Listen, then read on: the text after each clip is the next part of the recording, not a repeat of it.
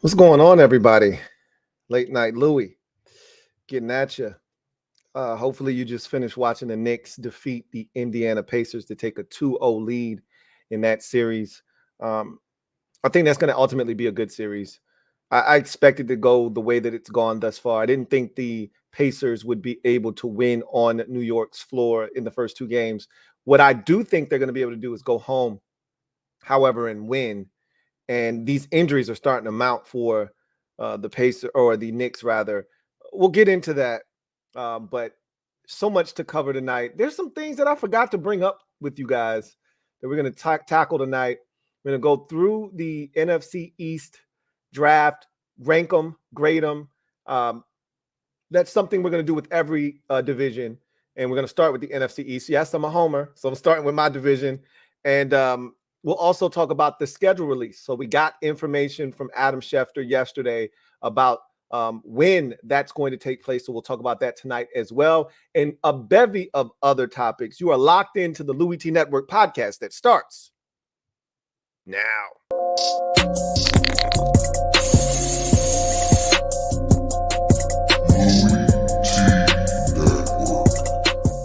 The Louie T Network is powered by MusicHead University. MusicHeads, classes in session.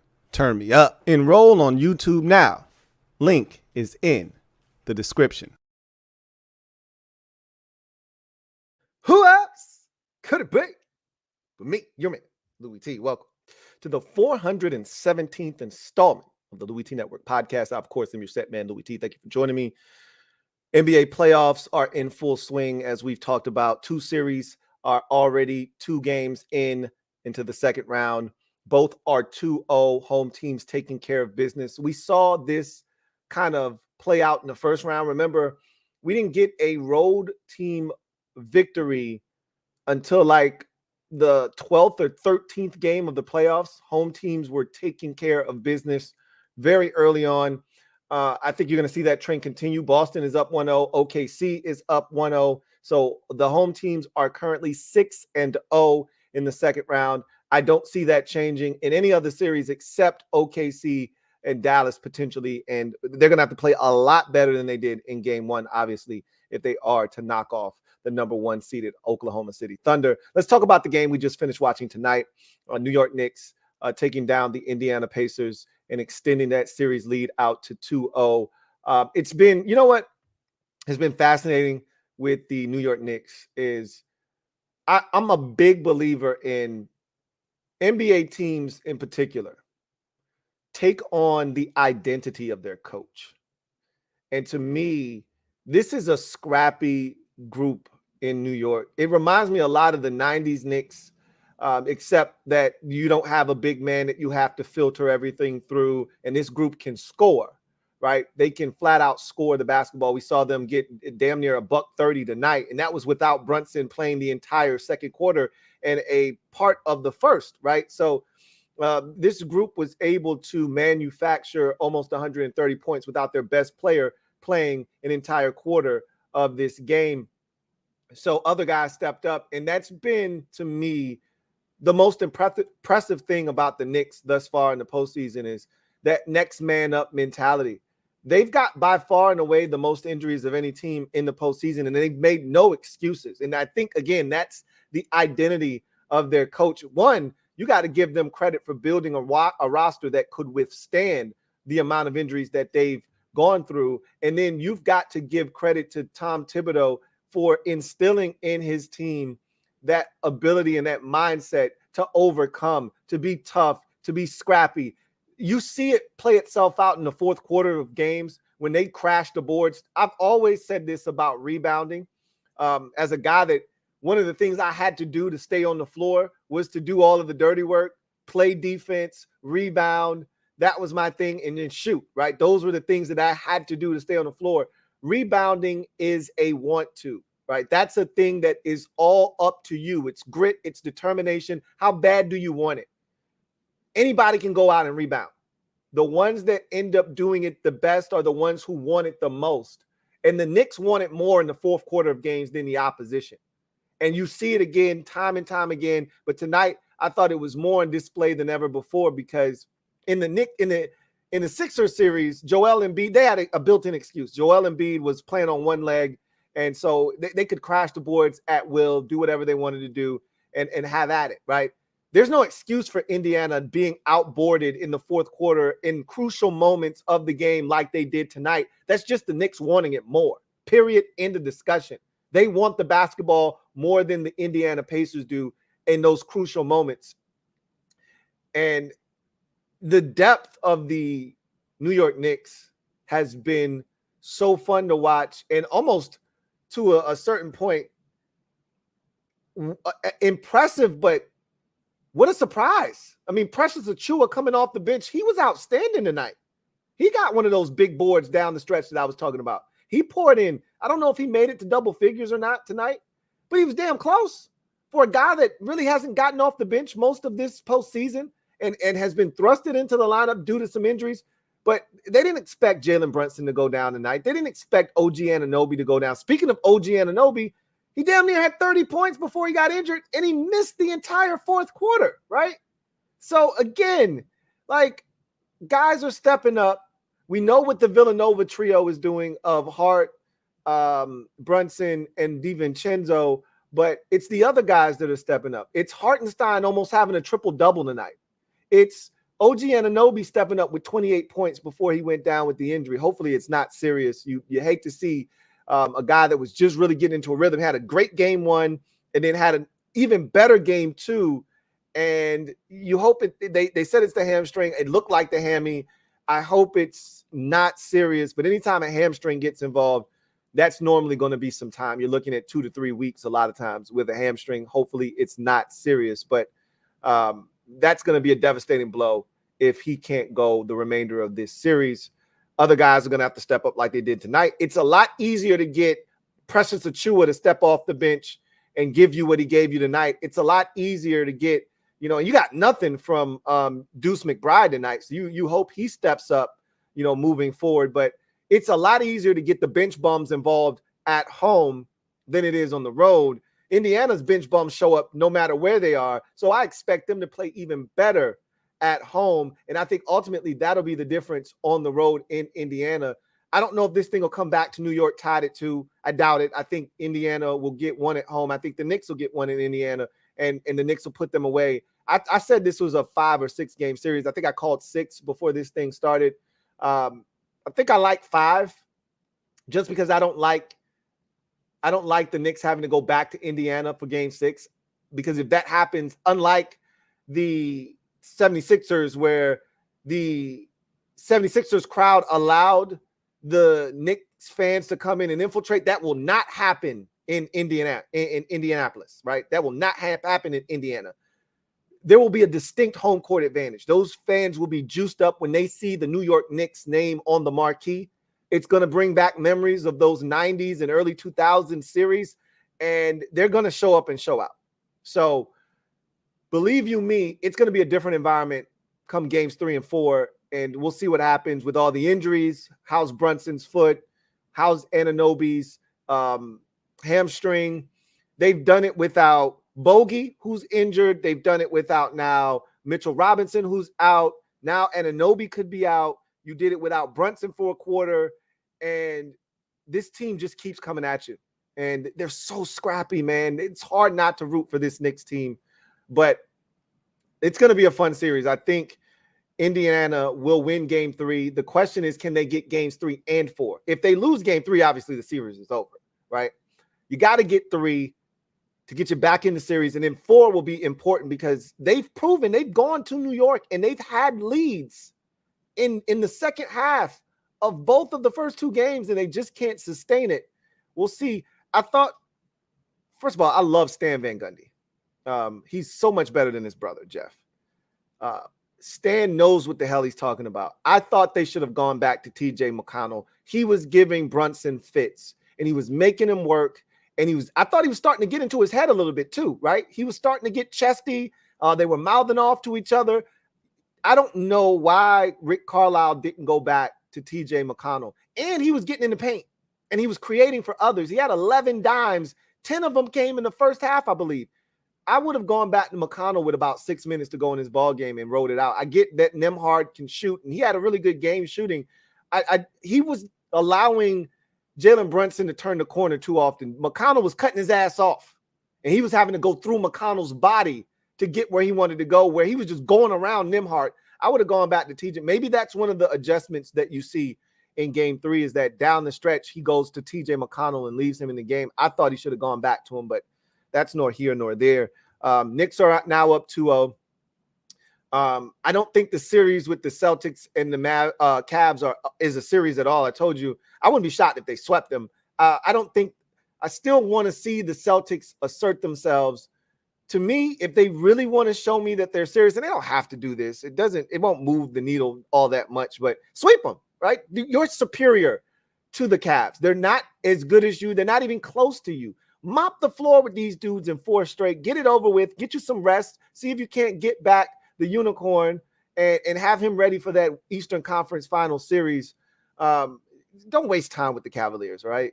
Take care of these clowns in short order. Move on and get yourself ready for the Knicks, more likely than not, in the Eastern Conference Finals, and that'll be fun. Knicks and Celtics, what? And the Celtics struggle at home. The Knicks could easily go in there and steal one of the first 2 games. So we're getting ahead of ourselves, but it feels like it's inevitable that we'll get Celtics, Knicks in the Eastern Conference Finals.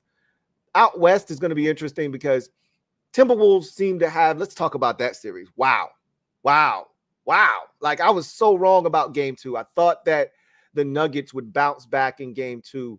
They laid an even stinkier, nastier egg in the second game than they did the first game. That was an embarrassing showing. It seems like a team that may know already that we don't have anything for them. We'll see what happens when it goes back to Minnesota, but you just lost both games at home. I mean, that doesn't bode well for you in the series when you lose both games at home to start it. You've got to win 2 on the road to get home court advantage back now. I mean, you're in trouble.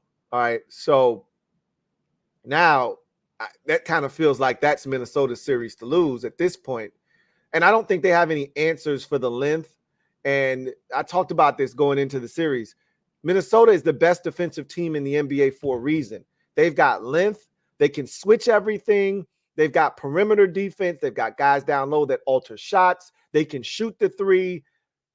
They're just a tough team to deal with. And when you get Anthony Edwards going the way that he's going right now, it just becomes an even tougher assignment to stop them offensively.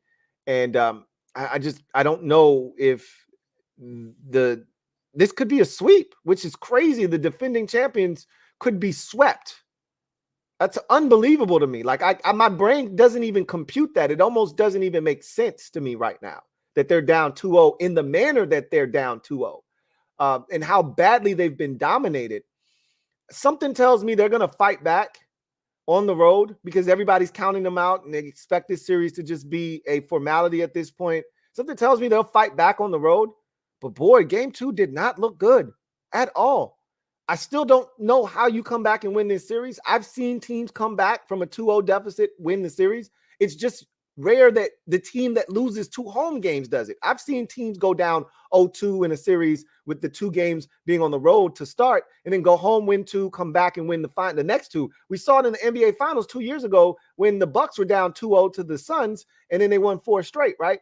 It's not out of the realm of possibility that can occur. It just doesn't happen very often, especially when you're the team losing the first 2 games at home. So that feels like a series that's probably going to end up going in the Timberwolves' favor, where I think there's still a chance for a team to upset the higher seeded team is the Mavs. We watched them get their asses kicked in game 1 of the first round series against the Clippers on the road. Then they bounced back and won game 2. I'm expecting that to happen. Remember, I picked the Mavs to beat OKC in that series. So every series so far, with the exception of Timberwolves Nuggets, is kind of going the way that I thought it would go, right? I didn't expect the Mavs to win both games in OKC, just get 1. I expect them to get game 2. Now, if they don't get game 2, now you got to go home and you got to do some damage. We'll see what happens there, but I'm expecting the Mavs to bounce back in game 2. Now, every other series, I feel like the team with the higher seed should take care of business. So we'll see what happens. I haven't figured anything out in the OKC series with the Mavs yet, because this is what the Mavs did in game 1 against the Clippers, and Luka continues to struggle. But at any moment's notice, he could snap out of it, go for 38, and ultimately propel them to a victory. So we'll see what happens in that series. But right now, I'll tell you what, really impressed with the Timberwolves, really impressed with OKC, really impressed with the Knicks, and the Celtics are doing what they're supposed to do. So that's where the playoffs are right now. Stay tuned. We'll continue to talk about the NBA postseason. So let's get to let me get to a couple of topics first before we get to the gym dropping session. I forgot to bring up Tank Dell getting shot. Nobody else brought it up either. Where were you guys at when we were doing all of these different topics? When we go to the social media maneuvers, nobody brought up Tank Dell getting shot. We just swept that under the rug like it didn't happen. So glad that he's going to be okay, right? Don't even know the specifics of what happened. Sound like he was at a restaurant or something, and some gunplay went off, and, boom, boom, boom. Next thing you know, multiple people are shot, including Tank Dell, life-threatening gunshot wound. He's going to make a full recovery, but that shit's scary, man. Anytime you talk about guns and somebody getting shot, it's the same thing that us as Commanders fans went through with Brian Robinson Jr. The first thing we thought about, because we have PTSD, you think about anybody getting seriously wounded, is stabbed, shot, whatever. First thing we think about is Sean Taylor. So we have PTSD. So when Brian Robinson got shot, we were thinking the worst, and we were on pins and needles. I hear Tank Dell get shot. I'm on pins and needles. I'm like, whoa. You know what I'm saying? I remember when Corey Ballantyne got shot, when he was drafted by the Giants, I think like the day or two after the draft, he got shot. And you're just always nervous when guys get shot. So glad to hear that Tank Dell, who is one of my favorite receivers from the 2022 NFL draft, is going to make a full recovery. I think he's got a chance to be really special for the Houston Texans. So that was something that we did not address. Something else we did not address, Odell Beckham Jr. Shame on you if you step to the old dirty Beckham. ODB is now a Miami Dolphin. That's a really good fit for him. So now they go 3 deep at receiver with guys that can flat out run, that can make plays. And I think Beckham still has juice left, right? I think he still has gas left in the tank. And there are a lot of misses between him and Lamar. I think that he'll be in an offense where they're going to try to get it to him quickly on slants and things where he can still showcase that he can still run. I think that's going to be a good fit for him in Miami. So that's a good landing destination for him. Rashid Rice continues to get into trouble. Man, I did not see this coming. This kid seems like a knucklehead. My goodness. I don't even know what the latest infraction is, but it was something really stupid where you go, bro, you look, the block is hot right now. You already effed up. You haven't learned your lesson? The fuck is wrong with you, bro? Like, you don't get it. His head is thick, man. And there's certain dudes where their skull is just thick, man, and they just don't get it. Like, bro, you made it. You made it to the league. You established yourself as a rookie. You carved out a niche for yourself. And you trying to throw it all away? You don't want this? Because it's a lot of dudes out here who are fighting, who have gone to the Canadian Football League, who are in the UFL, who are fighting for their lives to be in the NFL. It's a lot of dudes that would love to be where you at. If you don't want it, just say so. You don't want it, just say so. Man, it's tough watching a young man throw it away, but he's trying his best to throw it away. So with that said, I know y'all saw the Chiefs are sniffing around Zay Jones. They're like, look, man, we ain't got time for his ass. Don't worry about it. We got Worthy. We signed Hollywood Brown. We about to go out here sniff around Zay Flowers. We still got all of the dudes that were there last year. Don't worry, we'll find a replacement just in case he's tripping and the league decides to step in and slap him on the wrist. We'll be fine. That's 2 strikes, by the way, this offseason. 1 more strike and your ass is out. 1 more strike and your ass is out. Hope he wakes the hell up. Somebody needs to get in his damn ear. Hope he got somebody around him. Right now, seems like he got a bunch of knuckleheads around him too. Young boys who don't know no better. You racing with a dude that's still in college, who probably ain't gonna make it to the league. Get your shit together, man. Boy, I tell you, man, these dudes here, boy, I can't call it, man. Anyway, I digress.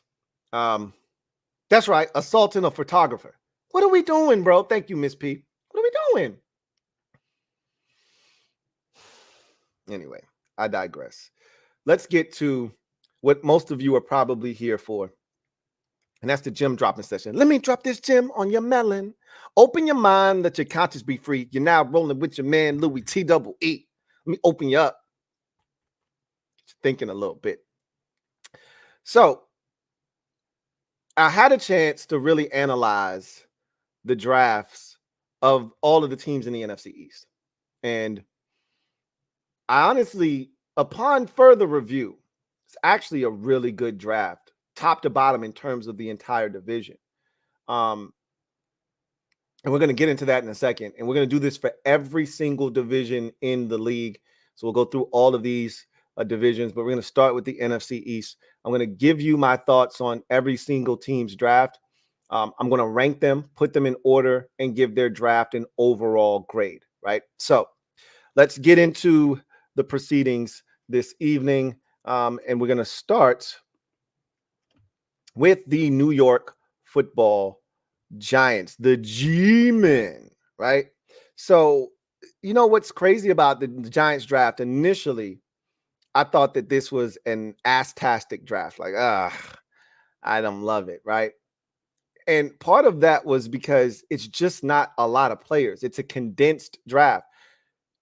I've always said that if you don't have at least 6 players, then your draft is incomplete for me. You show up with less than 6 selections, something went wrong, something went amiss along the way, meaning you traded away too many damn selections. You're given 7 picks. Everybody's given 7 to start with, right? Obviously, there are future trades that, come into play. So you might have traded a 2024 draft pick back in 2022. You might have traded a 2024 draft pick back in 2023, right? You could have traded a pick away during the regular season when you traded for a player, XYZ, right? So things happen, and sometimes you end up with more, sometimes you end up with less. They didn't get a compensatory pick, it doesn't look like, so they traded away a pick somewhere along the way, so they only had 6. So it seems like on the surface, well, damn, they didn't have a lot of picks. 6 is fine. Anything less than 6 to me is uncivilized. So they're fine. They made it just in. So I can grade this draft. Obviously, the Malik Neighbors pick in the first round, chef's kiss. He's going to be, I had him as my number 1 receiver in the draft. He, to me, feels like one of those dudes that can override the fact that you don't have a quarterback. There's certain guys in the NFL that over the years we watched, didn't matter who was throwing the football. Like DeAndre Hopkins for a while in Houston, didn't matter who was throwing him the ball. He was going to make some noise. Andre Johnson in Houston, didn't matter who was throwing the football, even though he had Matt Schaub and stuff like that. Larry Fitzgerald was probably the poster child for this. Didn't matter who he was getting the football from. And he had a smorgasbord of bad quarterbacks in Arizona, and he still was going to put up numbers, right? Malik Neighbors seems like one of those dudes that can defy the odds of not having a good quarterback and still put up some big time numbers. So they needed a number 1 receiver in New York. Now they have it in Malik Neighbors. Love that selection. Tyler Nubin, to me, was the number 1 safety in this draft. We could debate on, who was number 1, number 2, number 3. I thought he was the number 1 safety. So you move on from McKenzie, right? Or McKinney, excuse me, and lose him in free agency to the Green Bay Packers. And there's a void there that's left, and they filled it with Tyler Nubin. I love it. I think that was a great selection by the New York Giants. And then this was the one pick I did not love, right? Andrew Phillips was a guy that I thought is, to me, very raw, doesn't have the skill set that I'm looking for in the 3rd round. I think that you can complete passes in front of him. He doesn't look for the football. He is very handsy. There's a lot wrong with Andrew Phillips. And I thought there were other corners on the board at the time. And that's the most important thing, is I thought there were other corners on the board at the time of this selection that were better than Andrew Phillips. That's my biggest knock on this pick. But they made the selection. It is what it is. We'll see if he can play the kind of football that's going to allow him to help this Giants secondary. They drafted a guy that played exceptionally well last year in the first round out of Maryland, and you want to team him up with a guy opposite of him that can give the Giants that kind of field balance defensively, where you're not picking on one guy or the other. You know, he played so well last year, did their first round pick corner, that you kind of can just go away from him right now and just go to the other side if you feel like he's that guy. And he's still going to get tested, right? He's still going to get tested. But if he emerges as that dude, just go on the other side, right? So I didn't love the Andrew Phillips pick. Theo Johnson is interesting out of Penn State, the tight end. Athletically, he checks all the boxes. Watch the tape. I don't see the athleticism, right? It doesn't pop for me. That doesn't mean he can't. The fact that the numbers state that he can is a good thing. Now, obviously, you're tired of playing the song and dance with, what's my man's name? Darren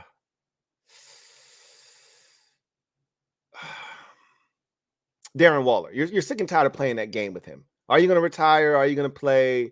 Sounds like he's more interested in doing music. His life right now doesn't seem like it's in order. He's, getting a divorce from his wife. They just got married last year. He seems like he's a little bit all over the place right now, mentally. Like he's not in a good spot. And maybe football's not for him anymore. Maybe, football served its purpose in his life and he's ready to move on. Whatever the case may be, you can't wait on that if you're the Giants. And that pick of Theo Johnson in the fourth round kind of states, like, we can't wait on you to make a decision. We're going to be prepared whether you come back or not. So I love this pick. I don't necessarily love the tight end. I thought there were other tight ends that were better than Theo Johnson at that pick that you could have selected that could have made a bigger impact. However, Theo Johnson brings a lot of the things to the table that you need from a tight end to be successful in this league. And I think he's a solid pick, if nothing else, especially where you got him in the fourth round. Tyrone Tracy Jr., the running back out of Purdue, was a guy that I was interested in from my favorite team, the Commanders. This is a guy that was a former wide receiver at Iowa, and made the transition to running back for one season. He's been a running back for 1 year. So this was a guy that was a receiver essentially for 3 years, transitioned to running back his final year. And so that means he can catch. You can split him out. You can do some things with him. He's a weapon. He's got some speed, right? He runs with physicality. He's also a guy that can return kicks. And with these new kickoff rules, I think a guy like Tyrone Tracy Jr. kind of fits what you're looking for. And then I'll take it a step further. The one thing the Giants don't have with the departure of Saquon Barkley, they signed Motor Singletary in free agency. That's a great signing, right? Upgrades the running back position, gives you a guy that can be a starting caliber back for you in this league. He's not fast, though. And you lack the punch in the backfield. Now you have it with Tyrone Tracy Jr. So I just love the fact that you bring him in and he can complement Motor Singletary in that backfield. I thought it was a fantastic pick for the New York Giants.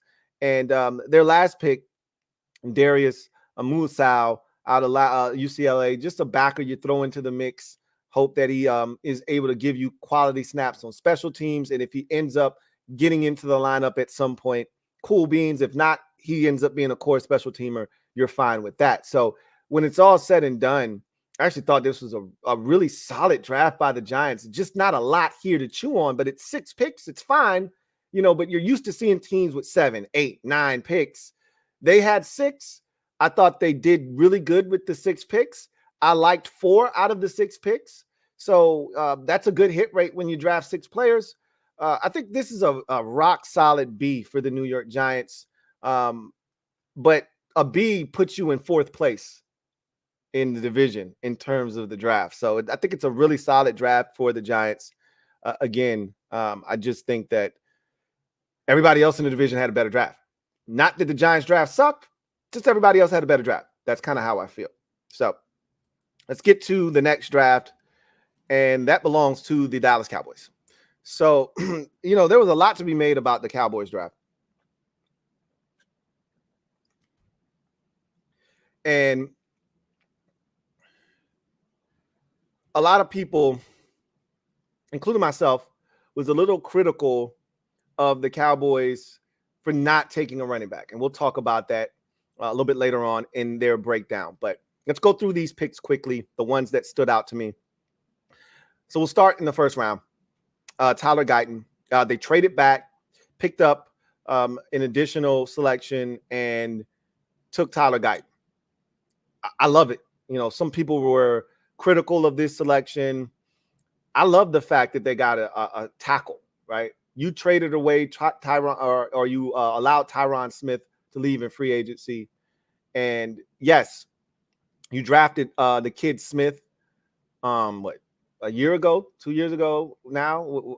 It's one or the other, right? He's played really well, better than I thought he was going to play, But he might be better served as a guard, right? Now, he can play tackle, but he might be better off as a guard.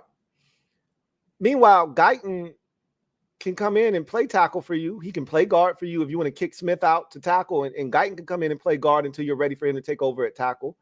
So you got options there, right, with him. I think he's going to ultimately be the Cowboys starting, left tackle at some point. So whether he's ready for that assignment now, or it takes him a year, or it takes him 8 games, whatever the case may be, I just like the fact that they went and got a guy. Second round, Marshawn Kneeland. He's interesting. If Dan Quinn were still there, I would love this selection. But with their new defensive coordinator being Zimmer, Mike Zimmer, I don't know if he's going to necessarily utilize him the way that Dan Quinn would have. An undersized, so I won't say undersized. He's 275 pounds. He is a unique defensive player because they moved him around quite a bit at Western Michigan. Are they going to utilize him the way Western Michigan utilized him, or are they going to just line him up as a defensive end and just say, go get the quarterback? If they do that, I don't think he's going to win as consistently. I think the beauty in Marshawn Kneeland is the ability to move him around, let him blitz from a 2-point stance, standing up and roaming around from the B gap or the A gap, kicking inside and reducing to a 3-tech and rushing from there, right? I want to see how they utilize him. I like the pick, though. I like the pick. Cooper Beebe felt like a steal in the third round, and he's such a Dallas Cowboy guard. This is an A-plus pick there. He's a plug-and-play starting guard in this league, and it's exactly what the doctor ordered for the Dallas Cowboys. A team right now kind of in flux on that offensive line with almost like a mass exodus this past season with all the guys that left in free agency this offseason. To get Guyton and Beebe in the first 2 picks in the draft, or the first 3 picks, 2 out of your first 3 picks, I thought it was a phenomenal selection there by Dallas. Marist Louie. I'm a Notre Dame Fighting Irish fan. He is the prototypical Notre Dame Samoan type linebacker, full of energy, length, can run. I just thought they drafted him a round or 2 early. Like, you didn't need to draft Marist Louie in the third round. I thought that was a bit too early for him, right? But he plays with an urgency. He plays with a zest for the game, just like every other Samoan, type linebacker that we get at Notre Dame. We get a plethora of them, right? You're good for one of those every 2 or 3 years coming out of Notre Dame's program, and Marist Louie is no different. Again, I just think you drafted him a round or 2 a little bit earlier than you needed to. That said, he's going to end up being a good player for them, I believe. I think he's going to be a guy that, and don't forget, you still have Overshown coming off of the injury. They're going to have speed, that's for sure, because Louie can run, right? Kalen Carson in the 5th round out of Wake, I actually like him a lot. And I actually thought he would go in the 4th round. So for him to be there in the 5th round and get a guy that I think can play the type of coverage that Mike Zimmer likes to play with his corners, he can press up, be aggressive. The biggest knock on him is he just doesn't look for the football as much as you would like him to. But that being said, this guy is physical. He can disrupt guys at the point of catch. And I think he is a good value pick in the 5th round. So I like Kalen Carson out of Wake. Ryan Flournoy, for me, it seems like the Cowboys, again, they love to be the smartest team in the room. I talk about that every year. The Cowboys want to show that you don't know nothing about this draft thing, right? We gonna go out here and get some small school kid, shine him up, make him nice, and have everybody saying, man, the Cowboys sure do know how to draft. They like to flex their draft muscles, and sometimes I think they go a little too far with it, right? And there's nothing wrong with taking the obvious guy in your face. They love to go to these smaller schools and try to say, aha, I got you. Like, what was it, 2-3 years ago, they took the big 6'3", 6'4" corner that wasn't worth a damn, right? Aha, we got you. Like, no, you didn't. You got yourself, right? Last year, they took, if I'm not mistaken, the receiver. I actually liked him. I can't remember his name, but I think it was last year. Jalen Tolbert. They took him, I want to say in the 3rd round, if I'm not mistaken, which might have been a little early for him, but whatever. I actually liked him. I didn't hate the pick. I was just like, there you go again. There were other receivers that were more established, played at better programs. They's like, nah, we taking Jalen Tolbert. Okay, cool. Here's them doing it again. Ryan Flournoy is out of Southeast Missouri State. Okay. Here's the thing, though. This kid can play. And we'll see how well he can play. Again, there's got to be an adjustment period when you're talking about the level of competition. He's a 6th round pick, so it's not like Jalen Tolbert, where I think he was a 3rd round selection. You need that guy to produce for you. Flournoy is a 6th round pick. You take a flyer on a small school guy, see if he can produce for you or not. I like him. I like his traits. He can ran a 4.44, if I'm not mistaken, at the combine. He's 6'1". He's physical, can go get it deep, run after the catch. There's a lot of good traits there with him. And the question now becomes, can he perfect his craft as a route runner? Can he become more consistent? And can he handle the uptick? It's going to be a major uptick in level of competition. But I actually like the player, right? Nathan Thomas, offensive tackle, to me, a developmental guy. We'll see if he's able to be developed in Dallas. That one doesn't really move the needle for me. And then Justin Rogers in the 7th round. I think most Cowboys fans were expecting to take a defensive tackle a lot sooner in the draft than the 7th round. I think in that 3rd round, when they took Maris to Louie was where there was still some semblance of defensive tackle depth and value there. The Cowboys took a linebacker instead, and I thought there were better linebackers on the board at the time of that selection, including a guy with no ACL that ended up going to the Pittsburgh Steelers, but that's another discussion for another day. They decided to not take him, obviously, but Justin Rogers, to me, is exactly what Dallas needs on the interior. Space-eating, physical, defensive tackle that can help you stop the run. He's not going to get to the quarterback. That's not his game, but he is going to help them stop the run, which is something they struggled mightily at during the postseason last year. And you knew they were going to struggle at times stopping the run. The Arizona game kind of comes to mind as well as another game where they were gutted on the ground. There were times last year where they just flat out could not stop the run. And it was because of them being so undersized on that defensive line. So Rodgers is going to come in and provide somewhat of an anchor inside for you in obvious rundown situations. And that's going to be something that Dallas needs to improve on, and he's going to help you in that department. So I think that was actually a 7th round pick well spent. So one of the controversies for this Cowboys draft is not taking a running back, which everyone just assumed they do, right? Now, here's the thing. So I got to thinking about this. They re-signed Zeke Elliott, as we all know, which that doesn't move the needle for me at all whatsoever. To me, and this might be a controversial take for Cowboys fans, and they might be trying to fry me after this. I don't give a shit. This is how I feel. Right now, Zeke Elliott at this point of his career is the equivalent of the South Carolina back that you currently have on the roster. the kid that played last year, and he was the change of pace to Tony Pollard. I can't remember his name, but they're the same player right now. So unless you're telling me that Vaughn, the small running back you took last year out of K-State, unless you're telling me he's ready to raise Cain, I'm talking about he's ready to jump in there and just be dynamic. Unless you're telling me Deuce Vaughn is ready to step up and kick some ass, what the hell are you doing at running back? Okay. Rico Dowdle. Thank you, Leafo World. Rico Dowdle. Zeke Elliott equals Rico Dowdle at this point of his career. Ain't too much of this shit going on no more, right? And put your damn shirt down at this point of your career. We don't want to see that gut. That ain't no six-pack no more. That's a gut. Put that shit down.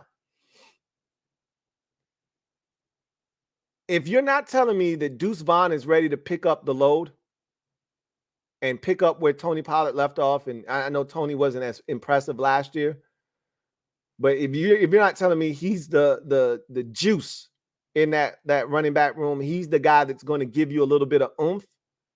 If you're telling me you're relying on Zeke Elliott to come back, you let Zeke walk because Zeke wasn't Zeke anymore. Because Tony was the alpha. You let him walk for a reason. To bring him back a year later, you think he's gotten better? Hell no. So, again, they're all in, right? Dallas is all in. They better stop bullshitting. They better go out there and go get, I think he's still available. They better go out there and get Dalvin Cook. I think he's still available. They better stop bullshitting. Go get Dalvin Cook. And Dalvin Cook and Zeke could be a nice little 1-2 punch. Because I still think Dalvin Cook's got some gas left in the tank. But you rolling, I mean, I want to see him roll into the season with Zeke and Rico Dowdle and maybe Deuce Vaughn. Go ahead. Go right ahead. That shit doesn't scare me one bit. So not drafting a running back, I thought, was a mistake. But they got Zeke Elliott. Okay, cool. That's fine by me. Because he doesn't scare me at all. Neither does Rico Dowdle. And until Deuce Vaughn shows me something at the NFL level, neither does he.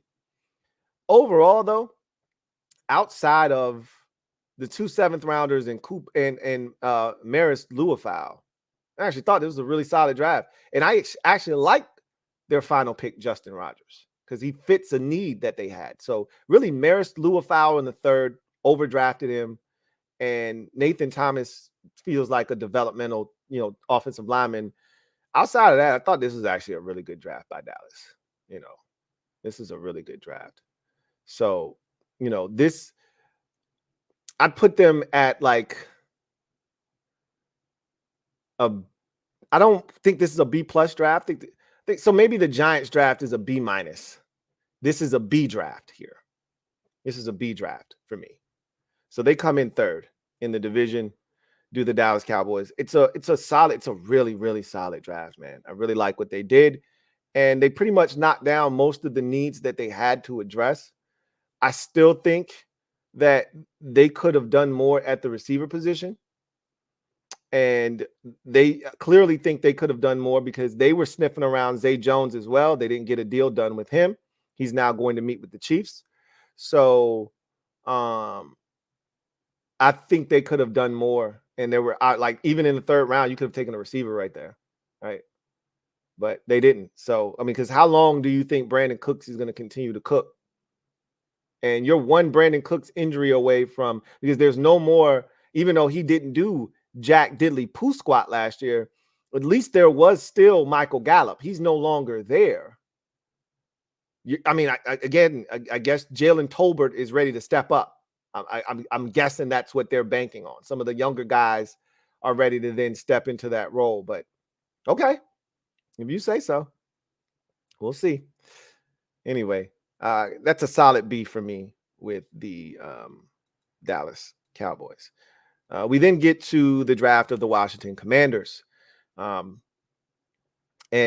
this was a really good foundational draft for the Commanders. If you're a GM which we have a brand new GM in Adam Peters, and you're coming in and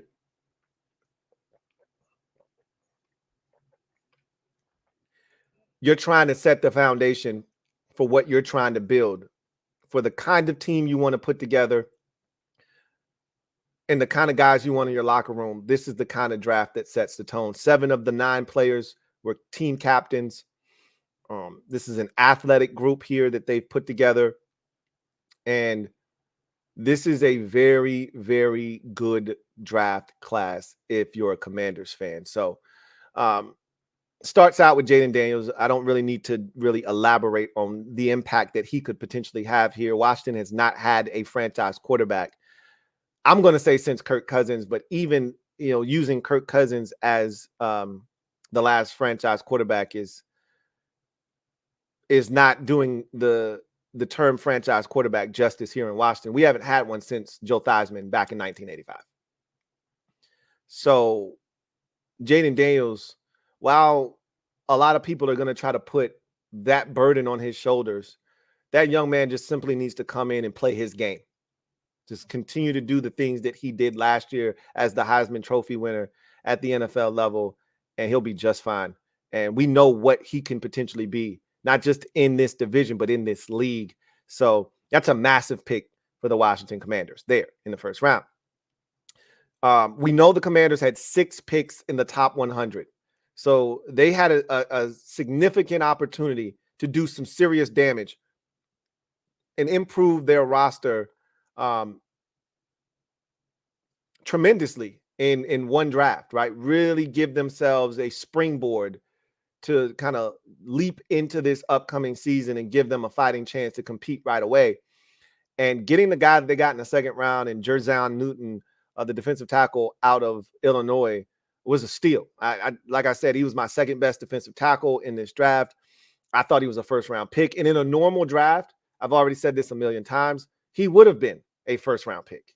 Had 8 tackles and 6 quarterbacks not gone in the first round, which is unprecedented. We started this draft with 14 consecutive offensive players selected. That's not normal for the NFL draft. So had a normal draft taken place where you see 3 or maybe 4 quarterbacks go and maybe 6 offensive tackles go, yeah, Jerzon Newton is probably a first-round pick, which is what he should have been. But everybody else's loss is Washington's gain as he falls into their lap. And I'm so happy that Adam Peters, the general manager of the Washington Commanders, didn't allow the need department to cloud his judgment in making a decision. And this is why it is so imperative that you take care of as many needs as you can in free agency so that you don't fall victim and prey to feeling like you have to do something in the draft. And they did a good job of steering clear of feeling the pressure of needing to do this or needing to do that. They took what they felt like was the best player available on the board. And everything's a need for the Washington Commanders right now, as they have the highest turnover rate in the NFL this year, with the least amount of players coming back from last year's roster. So they've turned the roster over, and this draft class of 9 players is going to help further that agenda of turning that roster over. Speaking of getting high-level talent, Mike Sainristil out of Michigan, the cornerback, the top dog leader of the best defense in college football and the national champion Michigan Wolverines, is a steal to me at 50. He was my best nickel corner in this draft by light years, okay? When you watch him play, and this is a guy that's only played the nickel position for 2 years, he's extraordinary. And so to see what he can do, Washington has been void of a real nickel corner since Kendall Fuller's first stint in Washington before they traded him for Alex Smith. So you're talking about 2017, Washington traded for Alex Smith, the offseason going into the 2018 season. So we haven't had a real nickel in Washington since 2017.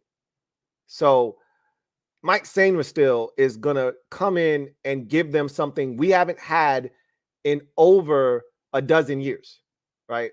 So that's a massive pickup there. And a guy that takes it away, had 6 interceptions for the Michigan Wolverines a season ago, including 2 to the crib. Ben Sinnott, the tight end out of K-State. A lot of people had him as the second best tight end in this draft class, is the pick for Washington, and he does so many things well. I don't think he does any one thing great, but he checks off a lot of boxes. Really good athlete, a guy that can block, strong hands, arguably the strongest hands of any tight end in this draft class. Runs extremely hard with the ball in his hands. A hard guy to get down on the ground, and has that run after catch ability. Can play multiple positions: H-back, fullback, tight end, inline, split out, detached as a U. He can do a lot of different things. So that's a tremendous pickup. And I've always said that a young quarterback's best friend is the tight end. And so Ben Sinnott coming in will be a great addition to Washington's football team. So I think where there is a little bit of consternation amongst the Washington Commanders fan base is here in the third round, particularly with this pick of Brandon Coleman. Now, I think some of that has subsided over time, but I think there's still a lot of people that are taking a wait and see approach, which is perfectly fine, makes a ton of sense. But a lot of people felt like Washington had a chance to address the tackle position at 53. They passed on that opportunity, and the three tackles that were there, Patrick Paul, Blake Fisher, and Kingsley Suamataia, all were taken within those 14 picks from 53 to 67. And it put Washington in quite the quandary. They take Brandon Coleman, who many consider a really good guard with the ability to play tackle. He's played a lot of snaps at tackle, including that 2022 campaign at TCU when he was their starting left tackle when they made it all the way to the national championship game. So he is fully capable of holding down the left tackle position. We'll see if he's able to do it at the NFL level, however. So that's a pick that a lot of people are looking at and saying, we'll see. Luke McCaffrey is another guy that they took in the third round. I felt like there were other receivers, one in particular, Javon Baker out of UCF, the former Crimson Tide receiver, that I thought would have made a lot more sense there. But they liked Luke McCaffrey. The general manager had a relationship with that family. And Luke McCaffrey can play football. Like, let's not act as if he's only here because of his namesake.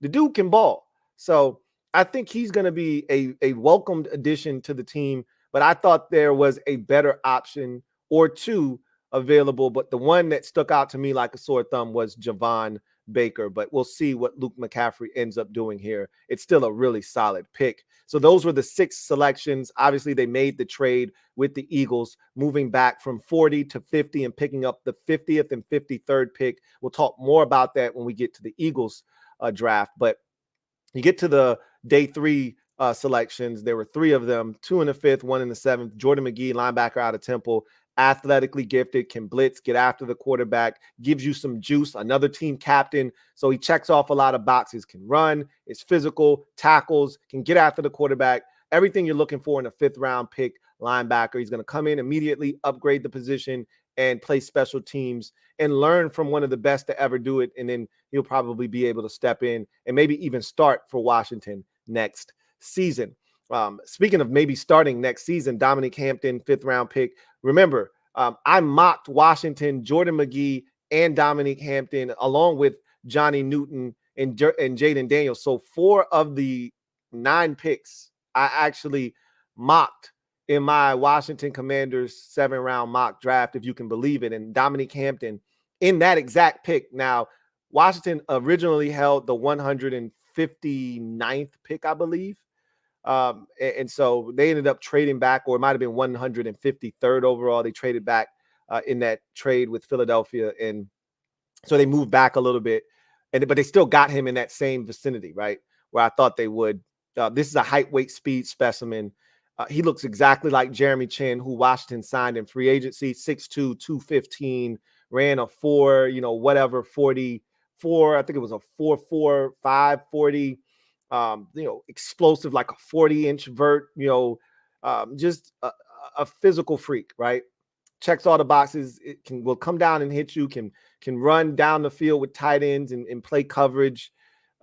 He's everything you're looking for in a developmental safety. And I use the term developmental loosely.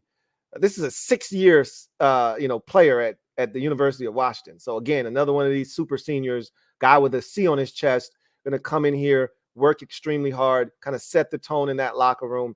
And again, if Jeremy Chin is to blow up in Dan Quinn and Joe Witt Jr. scheme this year and demand a big contract and has to get it elsewhere, Dominique Hampton will be what we look at as a perfect replacement to Jeremy Chin should he bounce after just 1 year of service in Washington. So I like the Hampton pick a ton. And then the Javonte John Baptiste, 7th round pick out of Notre Dame, spent the first 3 years of his career at Ohio State, came over to Notre Dame to finish out his collegiate career. He's a developmental prospect as an edge rusher, undersized, has a lot to work on. Don't expect him to make the football team, but he is a guy that you develop and you see if you can get something out of him down the road. And so that's how I kind of view him. But the first 8 picks, all difference-making picks, all guys that will make this football team and have a chance to have an impact in year one, even if the other 2 day 3 guys in McGee and Hampton are special teams contributors in their first seasons, they're going to contribute in some way, shape, or form. So this was an outstanding draft by the Commanders.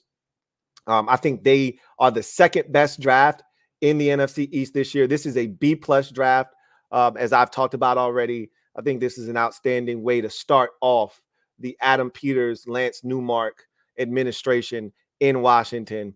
Outstanding job done by the Commanders here, and I'm looking forward to seeing huge dividends paid off by this draft. I think this is to me, a franchise-altering, tone-setting, foundation-laying type of draft here by the Commanders. So we now get to what is the best draft in the division this year, and unfortunately, is the stinking-ass, dirty Philadelphia Eagles. But look, man, they killed it. What more can I say? What more can I say? I mean, the Eagles did what they do best, and that's add talent to their roster. They do it, it seems like, every single year, which it's disheartening on one hand, but on the other hand, you're like, you do all of this every year. You seem to have a stacked roster every year, and you still only have 1 Super Bowl to show for it. But it is what it is. The biggest need of the Eagles coming into the draft was the cornerback position. They were awful last year in the secondary. So everyone, including myself, had the Eagles trading up. And we heard that the Eagles were feverishly trying to trade up into the, earlier stages of the first round, because I felt like they wanted to get their hands on what many considered the best corner in the draft. Now, some, thought that the more established corners, like Alabama's Terrion Arnold, would have made more sense, but obviously they didn't trade up, and Arnold wasn't on the board at the time of the selection at 22. He was already taken by the Indianapolis Colts, if I'm not mistaken. So, not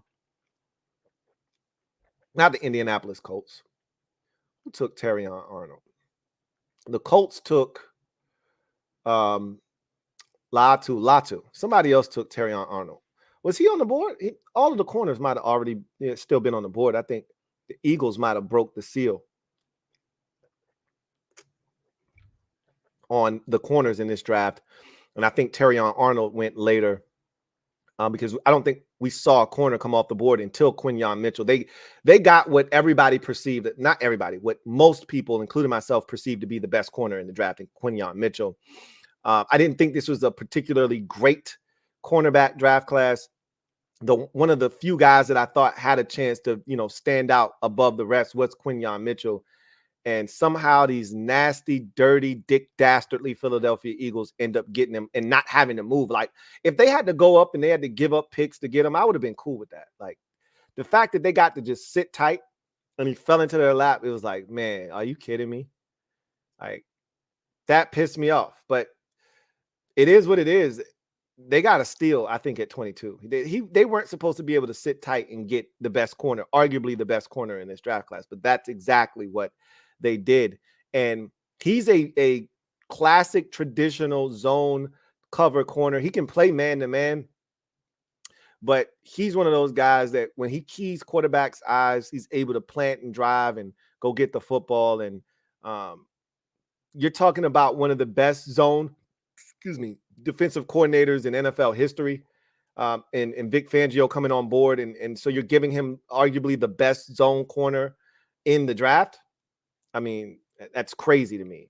So then you get to the second round, and see, this is what I was saying. Like they got Cooper DeJean, and that's an excellent pick. You got two really good corners, two guys that can take it away, especially Cooper DeJean with his ball skills and his versatility. He can play slot, he can play safety, he can play boundary corner. You can move him around. He can also return kicks for you. So this is a guy that has just a multitude of talents. And again, another guy that when he's keying quarterback's eyes or when he's able to locate the football, he can take it away. And in Vic Fangio's defense, you're going to have opportunities to do exactly that. So you got to love that if you're the Philadelphia Eagles, getting arguably two of the best defensive backs in this draft class, and the Eagles got it. Now they had to come up from 50 to 40 with Washington, and there were Commanders fans that were upset that they, traded with the Eagles. I didn't have any issues with it because they had to give up something to get what they wanted, right? We were able to come away with two players. They only came away with one. Now that one is a really good one, but Mikey Sandwich still cancels out Cooper DeJean in my estimation, and then you get Ben Sinnott. So, Ben Sinnott. And so, to me, Washington, wins that trade. Now we'll see what ultimately plays out from it, but the Eagles feel good about what they got, right? They feel good about getting Cooper DeJean. Jalix Hunt is an interesting pick in the third round. Now, he was rising up draft boards, and he's an interesting guy at 6'4", 252. You watch his tape, and he's a former safety turned linebacker that people think can stick his hand in the dirt and rush the quarterback. Now, what's interesting about Jalix Hunt, you're going to this 3-4 defense if you're the Eagles now with Vic Fangio. He's a 3-4 guy, right? That's his base defense. So in that defense, guys like Jalix Hunt are, if he can rush the quarterback, and a lot of people think his skill set transitions to him rushing from a 2-point stance off the edge, he could become a problem, right? We'll see what he, manifests himself into, but this is a former safety turned linebacker now looking to convert potentially into an edge rusher. You're asking a lot of a guy. Now he's put on some weight and he's become one hell of an athlete over those years, but he's extremely raw. And again, Houston Christian University, I mean, the level of competition we're talking about is nowhere near what he's going to see at the NFL level, but he is an intriguing prospect, to say the least. One that if you're the Eagles, you can take a flyer on in the third round because you're so talented. He doesn't have to play right away. If he doesn't, you got Bryce Huff and you got Nolan Smith and you still have, Sweat and all of those guys. You should have enough guys that he doesn't have to immediately produce dividends for you as a third round selection, right? So we'll see what happens there. Love the Will Shipley pick in the fourth, as if they don't have enough goddamn running backs. I'm like, how many of these mother effers do you need, bro? Right? Will Shipley's such a good running back, man. Very, very underrated, if you ask me. And for what they're gonna ask him to do, he's gonna excel in that role. They're not gonna ask him to be an every down back like Clemson did. He's gonna be a third down back, right? So he's gonna fill that Kenneth Gainwell type role for them and be one of those types of backs. They already got like 19 running backs: Saquon, Boston Scott, Kenneth Gainwell, now Will Shipley. Like, damn, how many of these bastards do you need? But that's a hell of a pick there in the fourth round. Anaya Smith is interesting, man. He is, man, that's a sneaky good pick in the fifth round. Tough receiver, can run a little bit, ran a 4.47 at his pro day. But the thing that I'm impressed with is he's tough with the ball in his hands. Like he's one of these dudes that gets a ton of yak after the catch. He can return punts and kickoffs, so that's also an added bonus and plus there, along with Cooper DeJean, who can do the same. This is a guy, undersized at 5'9", so he's more of a slot receiver and a slot option, but he's everything that you were hoping Olamide Zaccheaus was going to be for you, and he wasn't, right? This is what you hope Aeneas Smith is able to do for you, and I think he can do it. I'm like, that's a damn good pick in the 5th round, man. I'm not the biggest Jeremiah Trotter Jr. fan. You guys know that. But in the 5th round, I am. Right? A lot of people were trying to put him up there with the Edgerrin Coopers and the Peyton Wilsons and the Junior Colstons of the world in this draft. And I was like, nah, he ain't one of them. And all of those dudes went in day 2, and Trotter goes in day 3 in the 5th round where he belongs. And so that is a great pick when you get him in the 5th round. That is good value. So is Trevor Keegan, a solid guard on the national champion Michigan Wolverines team. He's well coached. I don't think he's going to get too much better than what he already is, but he's going to Stoutland U. Can't hurt, right? I think he's going to be a solid guard, and it wouldn't shock me that in 2 years he's starting at guard for the Philadelphia Eagles. Wouldn't shock me one bit. People were, falling head over heels for Johnny Wilson. Johnny Wilson is ass, if you ask me. But, we'll see what he turns out to be, whether they try to convert him to tight end, they leave him at receiver. It's cool, whatever. I'm not a Johnny Wilson fan, and he doesn't move the needle for me. But again, a 6th round pick, so that's a pretty good flyer to take on a guy that's 6'7" at the receiver position, right? That ran like a 4.54 40 or whatever it was at the combine. It's a pretty good flyer to take in the 6th round. Got no issues with that. And then Dylan McMahon, center out of NC State. You already got the heir apparent to the throne.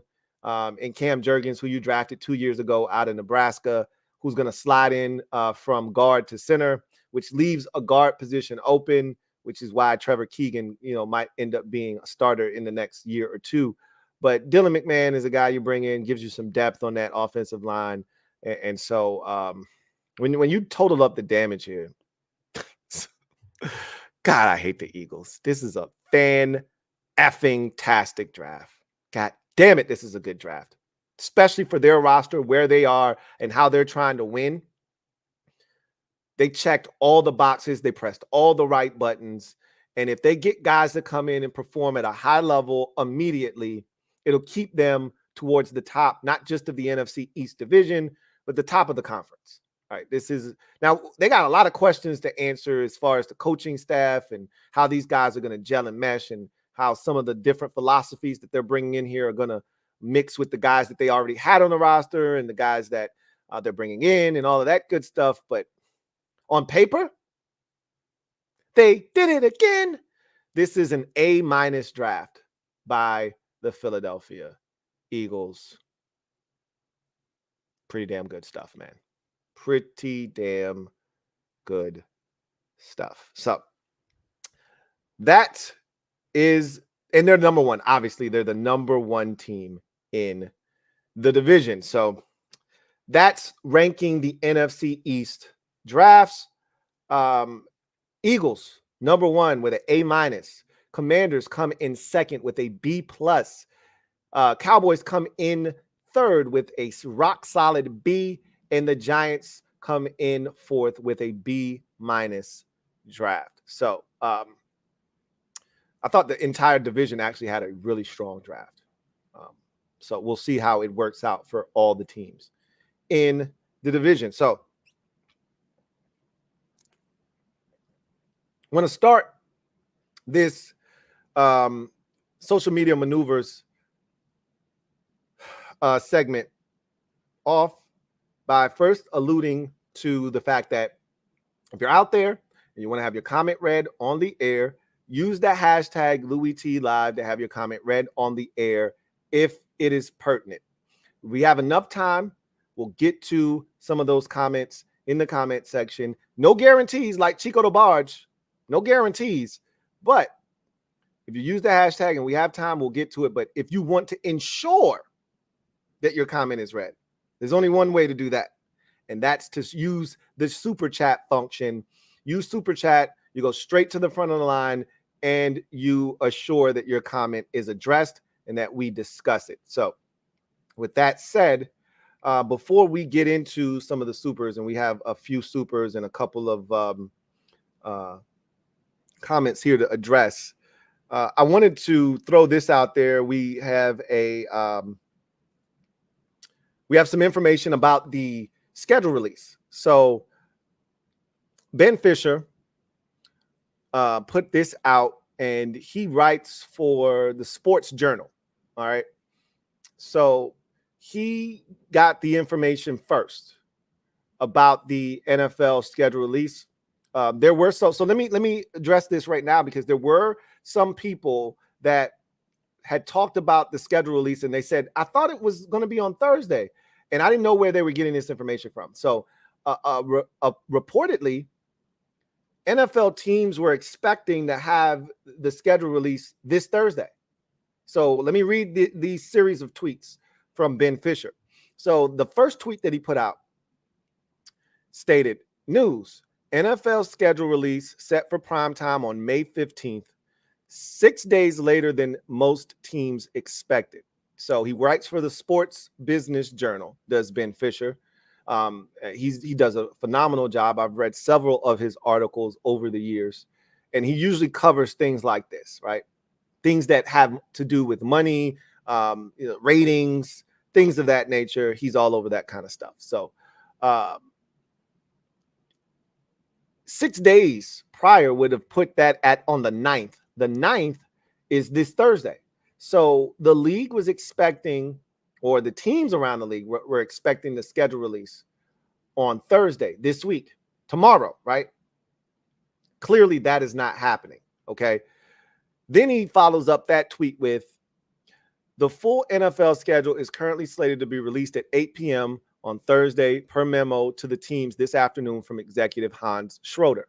Teams had been expecting this week, Thursday. Reason for delay not mentioned in the memo. So teams were expecting the schedule to be released tomorrow, and for some reason, and here's my theory on that. And I don't know. I don't have any information here. I'm just throwing a dart at the dartboard in the dark, right?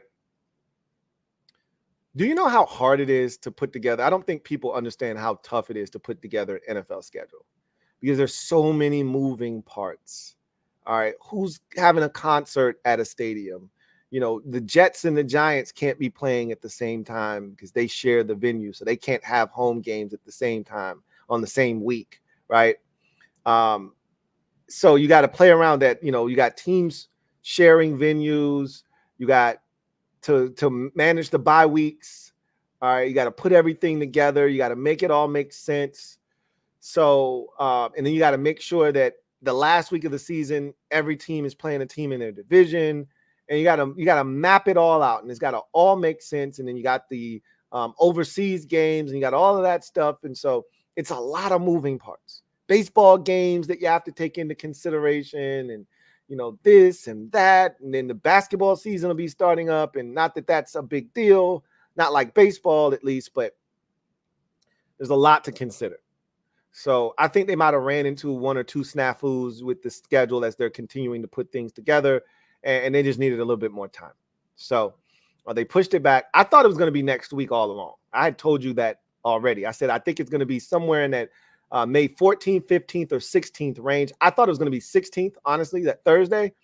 But I said it wouldn't shock me if it was the 15th. I didn't think it would be Tuesday, but it's usually in one of those 3 days in the middle of the week. It's never Monday. It's never going to be Friday. So it's going to be next Wednesday. And obviously, they're going to be leaking the schedule all Wednesday, long until we get to 8 o'clock where they officially release. And by that time, you'll probably have most of the schedule already.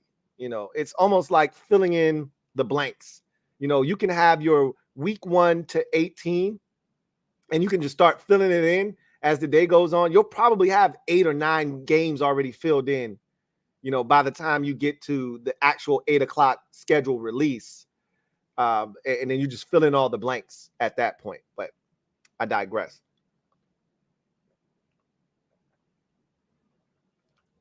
Let's get to the comment section, see what you guys have to say.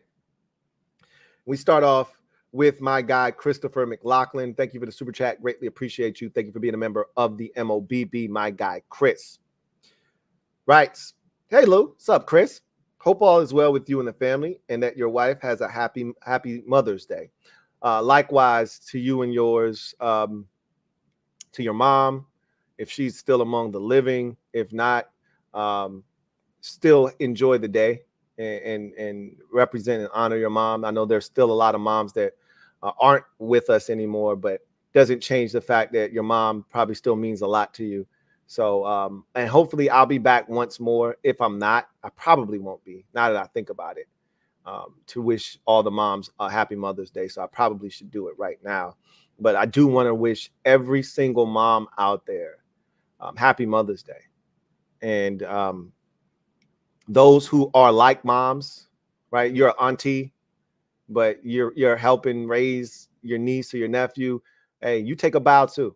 You know, it's all about moms on Sunday, and it's about moms every day, honestly. But specifically for one day in March or May, excuse me, we celebrate the moms across the country, the world.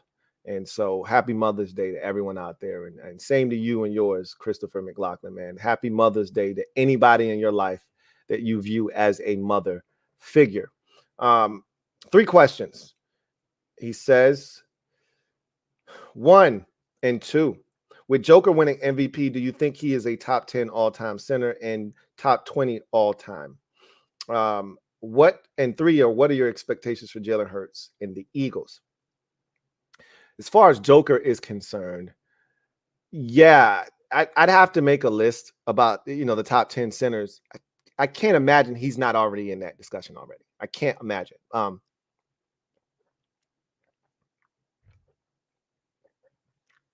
Just off the top of the dome, Will, Kareem, Bill Russell, Akeem Olajuwon, Shaq,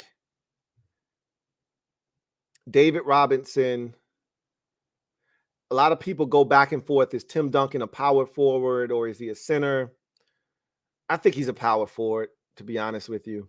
For the sake of this discussion, he's a power forward, so I'm not adding him into this discussion. I think we've knocked that, like, and I would even remove David Robinson. He's better than David Robinson already to me. That's just me. I think the 5 guys in front of him, without question, and I might have, left out 2 or 3 guys. If I'm stopping at 5 and I can't think of anybody off the top of my head that I may be leaving out, Russell, Kareem, Chamberlain, Shaq, and Hakeem Olajuwon. Those are the 5 that I always jump into my head, right? When I think of the best centers to ever do it, those are the 5. There may be 2 or 3 more, but I can't see 5 more guys being better than Joker at this point of his career and what he's already done. He's already won 3 league MVPs. He's already won a O'Brien trophy. He's doing things at the center position we've never seen done before. And that's by all the greats. He's got to be number somewhere in that top 10 already. I'd say yes. Top 20 player overall, I don't know about that. Now you're adding in all the positions. I think you got to pump the brakes on that. He's extraordinary, though. But there are a lot of extraordinary players that have come before him. I don't think he's in the top 20. And I'm pretty sure if we made a list, he probably is already in the top, somewhere in between 25 and 30. He's probably already in that neighborhood already. He's vastly approaching the top 20. I don't think he's already in the top 20, though. Again, I'd have to sit down and make a list. But, man, there's so many great players in the NBA. I mean, I just put 5 centers ahead of him, right? And then you start adding in the Jordans, the Magics, the Kobes, the LeBrons, the Steph Currys. You start adding all those, you're going to get to 20 in a heartbeat. You're going to get there very, very quickly. Okay. Very, very quickly. So I can't imagine that he'd be. Now, when his career is done, I think he'll be a top 20 player. if he continues on the track. This is the crazy thing is Joker doesn't even love basketball. Listen to him talk. Basketball, I want to call it a hobby, but a hobby is something that you truly enjoy doing. This feels like a chore that just makes him a lot of money and allows him to do the things that he ultimately wants to do in life. I don't even know if he loves basketball. Trust me when I tell you. And you know, I do this whole analyzing, over-analyzing, reading body language, reading in between the lines. He'd much rather be at home breeding horses than playing basketball. This is financing all the things that he'd like to do when his career is done. That's basketball serves as a means to him being able to do the things that he wants to do.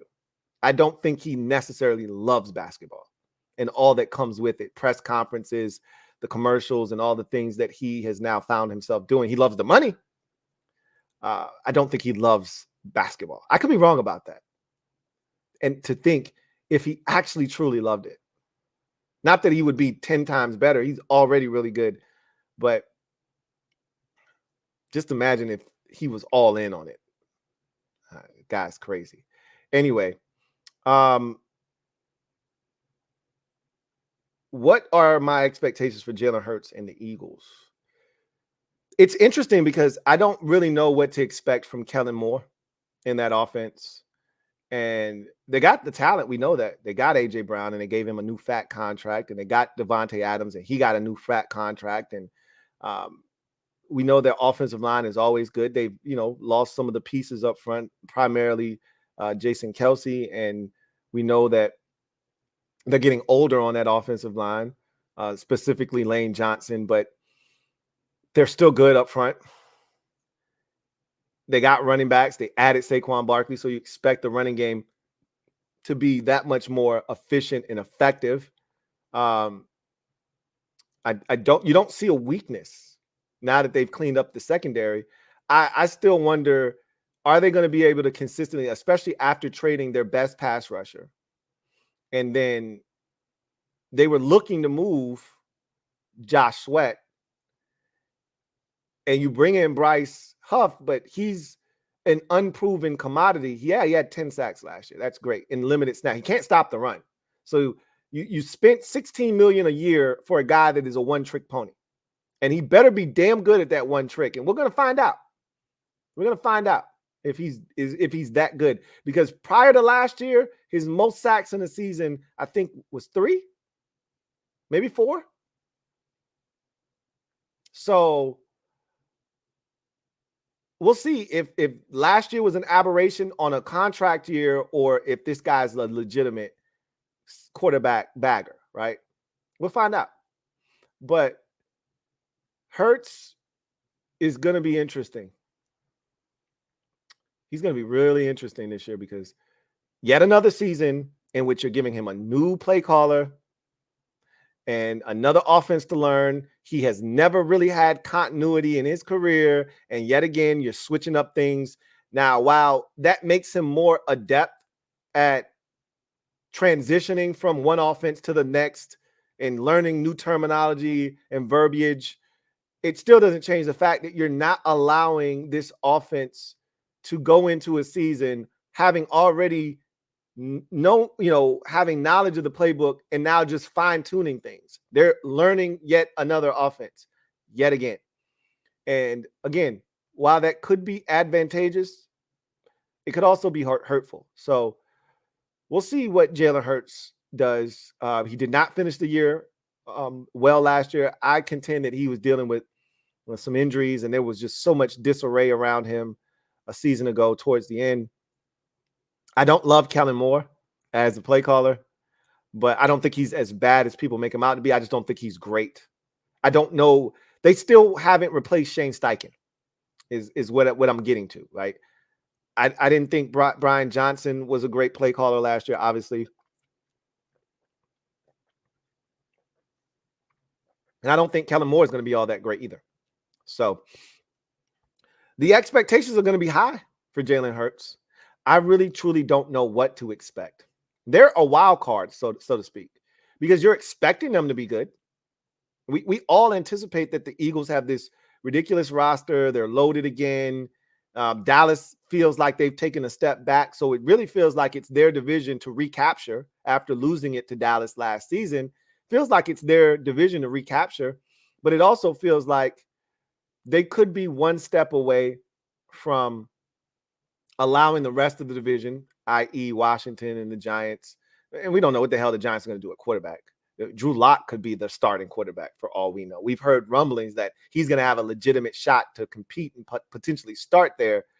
But I feel like this is the last year that the Eagles will have like that they're supposed to have and will go into the season, I feel, having a firm grip on, the division, even though they didn't win it last year technically.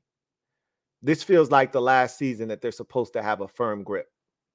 Like, Dallas has some questions with Dak and his contractual situation, and they don't feel like they went all in, as Jerry Jones has said a million times this offseason.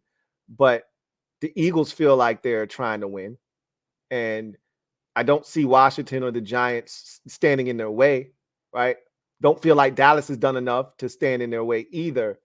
But after this year, I could see like a team like Washington potentially saying, all right, we here, we ready to compete. What's good? Right? And who knows what happens with Dallas. I still don't think Dak is going anywhere. So we'll see, right? A lot of pressure on Jalen Hurts and that Eagles offense. I will say that. When you got all this talent and you've been put on a pedestal as the Eagles have been, a lot of pressure to go out, and they faltered and they wilted under that pressure last year at the end of the season.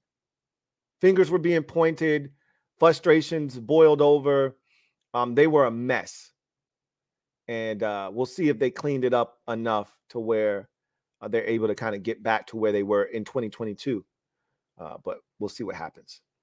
Anyway, Christopher McLaughlin, thank you for the super chat. Greatly appreciate you. Double up. Thank you for doubling up. Thank you for doubling me up. And thank you for the super chat. Greatly appreciate you. Thank you for being a member of the MOBB once again, who writes, hey, Lou, 2 questions. 1, how concerned are you with the way the Phillies are playing about the Braves not winning the NL East this season?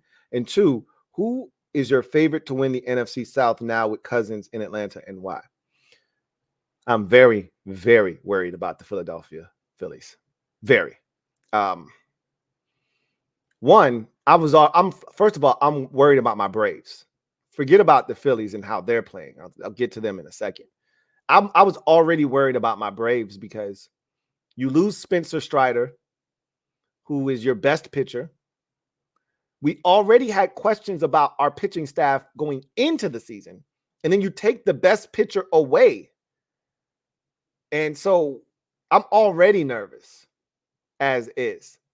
We still have one of the best and most dynamic lineups, but we still haven't hit our stride as an offense. Right now, we're being carried currently by, the Big Bear, right? If not for Marcell Ozuna, right now, we're probably not even close to where we are. He's leading the majors in home runs right now and RBIs. So if not for his production, who knows where the hell we'd be right now? We've had, I was going to say several, but that wouldn't even do it justice. We've had at least 5 or 6 come from behind victories in the final 2 innings or in the extra inning games this season. Without some of those victories, we're even worse. So right now, the lack of pitching, which has always been an issue for me, because that's why we don't get out of the first round. That's why we don't beat the Phillies in the playoffs, is because of the lack of pitching. And then you take the best pitcher from the staff away for the entire season in Spencer Strider. You're relying on Chris Sale, who I will admit is pitching his ass off right now and had another gem of a performance tonight against the Red Sox, where he had another 10 Ks. But you're asking Chris Sale to, turn the clock back. And he is doing that currently, but can he keep it up? And you're asking his staff to find guys and ask them to step up. And I don't know how feasible that is. Max Fried still isn't pitching the way that we need Max Fried to pitch. This is probably his last year in Atlanta anyway. You got old man Uncle Charlie out there. You don't know what you're going to get from start to start from him. And everybody else in between. Perez has been a revelation, but he's cooled off after the hot start. Yeah, I'm worried about my team first and foremost. But the good thing is the bats really haven't gotten going yet. And so that'll carry us. The bullpen seems as strong as ever. I'm not worried about the bullpen. If we can just get through 6 innings with the starters, and get some run support in the process, I feel good about what we can do. Now, as far as the Phillies are concerned, my God, Jesus, I'm just like, can you lose a game? One, their offense has been ridiculous. Bryce Harper is tearing the cover off the baseball. They've got a potent lineup that is just spreading the wealth, and their pitching staff dwarfs our pitching staff. Like Ranger Suarez is turning into a stud. They already had all kinds of pitchers that could get the job done, and now other guys are stepping up, and they're a problem, man. And God damn it, I thought we were going to run away with this division. When the season first started, everybody was struggling except us. And I was like, we weren't playing that great of baseball, but we were masking it by all of those come from behind victories. So you look up and we had like a 5-game lead on everybody in the division. We knew the Marlins were going to stink. We knew the Nats were going to stink. The Mets and the Phillies were okay, but we had felt like we were going to run away. And then, we kept winning, but the Phillies kept winning. And I kept saying, well, damn, as good of a baseball as we're playing, we're not creating any distance between the Phillies because they keep winning. And then we started losing some games and they kept winning. And I'm just like, well, will somebody beat them? No, nobody's beating them. And then we go to LA and we get smoked over the weekend. Matter of fact, we went to the Mariners. They started the downslide. And we lost 2 out of 3 of them. And then we got swept by the Dodgers. And we went 1-5 on that road trip. And all of a sudden you look up and the Phillies have passed us. And they just continue to tear the cover off the baseball, pitch well. God, I hate the Phillies. Yes, I'm worried. I'm very concerned because I was already concerned about the Braves before all of this shit manifested. Yes, I'm concerned. Anyway, you asked about the NFC South. You already answered your own question. It's the Atlanta Falcons. To me, it's their division to lose. The Panthers are still trying to figure some things out. The Saints, I just don't trust Derek Carr.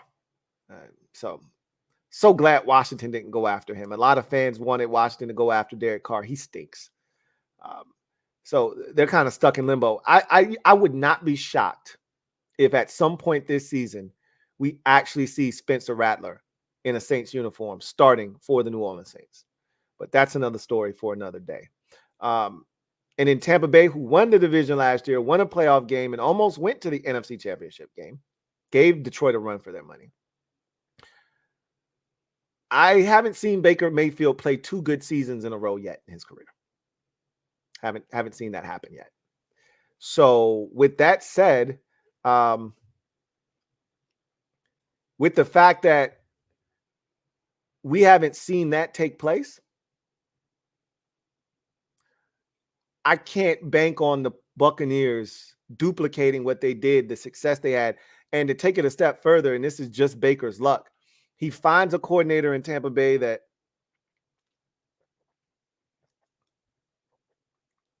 is able to harness his skill set, and he gets plucked away to become the head coach of the Carolina Panthers. Go figure, right? So yet again, another change for Baker Mayfield. Now, the Bucs were smart enough to go get someone that worked with Baker in the past, plucking away the Rams' former QB / offensive coordinator's coach, QB's coach / offensive coordinator, which nobody calling the plays in LA, but Sean McVay. But he has working knowledge of Baker Mayfield, his strengths, his weaknesses, and things of that nature. So we'll see if he can get Baker to kind of do some of the things he did last year. But Dave Canales made some good music. Baker Mayfield had career highs across the board, and then you snatch Dave Canales away. I don't know if the Bucs will be able to duplicate what they did a season ago. So I'm going with Atlanta. I think they're the best team in that division. They've got a ton of talent. Raheem Morris, I think this second time around is going to be the charm for him. He strikes me as a guy that is ready for this opportunity. Got that first opportunity maybe a little prematurely. Everybody loves him, and he's going to get players to play hard for him. And I think the Falcons have enough talent to kind of put a stranglehold on that division, if you will. So I'll go with Atlanta. As long as Kirk Cousins is healthy, I think the Falcons will be fine. I'll take the Falcons in that division. AJ Meehan, excuse me. Thank you for being a member of the MOBB for 21 months, vastly approaching that 2-year mark. My guy, AJ writes, when is the next Super Friends need an episode post off season? You clearly have not been paying attention, AJ. I'm not going to beat you up because it's not like I've been, screaming this from the rooftops, but I have said this on a number of shows. The NFC East Super Friends, for the time being, is no more. Finito, finished, done. Arrivederci, bye-bye. So don't look for it, is what I'm telling you. I'm not telling you it won't ever happen again. Just don't look for it now. All right, don't look for it. Amario Delcit, thank you for the super chat. Greatly appreciate you. Amario writes, Hala, Madrid, Lou. This is excellence. I want our team to reach. Check Real Madrid, bro. I just want to be relevant. I don't know what Real Madrid is doing, how well they're performing. I think didn't they just win like 4-3 today or yesterday? Look, you talking soccer, which is out of my jurisdiction. I'm not even gonna sit here in front. I think I saw it somewhere where they won 4-3, but I'd be lying to you, bro. So don't get me to line up here. Don't get me out of my element, right? I'm gonna stay in my lane where I belong. So if they're killing it, sounds like they're killing it, and they're winning, and they're showing you what excellence looks like. Yeah, I want some of that. If that's what you're telling me, sign me up for some of that, Amario. Sign me up. LT, thank you for the super chat. Greatly appreciate you. LT writes, no post-draft Super Friends until schedule release? ? I just answered that question. So just answered that question. Eric Sunderland, thank you for the super chat. Greatly appreciate you. Eric writes, hey, Louie, finally catching you live. Thank you for being a member of the MOBB too. It's been a while. It feels like it's been a while, Eric. Says, normally don't see streams until the next day. Orioles season this year. Well, they started off really hot. They may still be playing well. I haven't checked on them in a while because I've been so consumed with what my Braves and the Phillies have been doing that I haven't even been looking. I was early in the season when we were, among the best in major leagues. I was looking over there because, the Orioles and the Rangers and not even the Rangers. It was the Orioles and I think it was the Cleveland Indians were among some of the best teams record-wise, putting up some big-time numbers. So I was checking on them to see what they were doing. I'm fighting for my life over here now with the Phillies just refusing to lose. I haven't been checking on what's going on in the AL right now. But I know they got so many prospects, and it's been exciting what they're doing, and they're so young, and that's when it's fun, right? My Braves aren't old; we're still young, but just maybe 2-3 years ago, I was right where your Orioles are, right? Young, vibrant, guys coming up from the minors every, month or so. You got another big prospect down there cooking, and you're like, man, and this guy's still coming, and that guy's still coming. And the funny part is, one of your guys that was supposed to be the best wasn't even playing well early, and it was everybody else that was tearing the cover off the baseball, and everybody else that was playing well. So anyway, I digress. We'll see if the Orioles continue to do what they're doing currently. Will Diggs, been a member for 19 months. Really appreciate you. Will writes, better rookie season, Mike Sainristil or Johnny Newton? That's a tough call because